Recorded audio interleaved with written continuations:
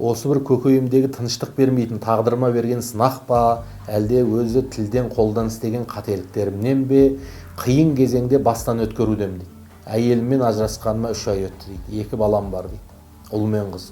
Оларды қатты сағындым дейді. Әйелімді де жақсы көремін. Қайта қосылу үшін не істесем болады екен? Енеммен арам жақсы емес, алимент берем, балаларымды көрсетпей денем дейді. Мұхаммеджан аға, алып қосарыңыз болса, Алла разы болсын дейді. Енді қайтадан қосылған қаншама отбасылар бар ғой. Оның үстіне ортада 2 бала болатын болса, әйеліңізді жақсы көрсеңіз, ортада бас жарылып көз шықпаса, сіздердің қайта қосылуларыңызға себеп болатын әрине адамдар болмай тұр.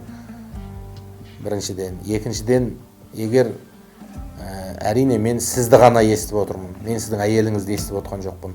Көбінде ақиқат 2 жақты естігенде ғана шығады. 2 жақты естігеннен кейін ғана барып, ортадан бір ақиқат шығады. Сол себептен сізге қазіргі кезде бірінші кезекте Құдайға жалынып дұға қылу керек. Алла мен үшін дінім, дүние ақыретім үшін қайырлы болса, сол отбасымен қайта қосылайын деп. Мүмкін қайта қосылғандарыңыз қайырсыз шығар. Қайдан білейік? Қайта қосылып, бұдан да жаман өмір сүріп, бір-бірлеріңізді жек көріп кетулеріңіз де мүмкін.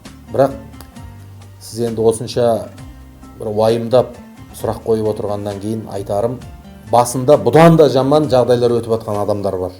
Ажырасқаннан кейін бір-бірін қарғап сілеп жүрген адамдар да бар. Қайта сіздер бір-біріңізді жақсы көріп сағынып отыр екенсіздер.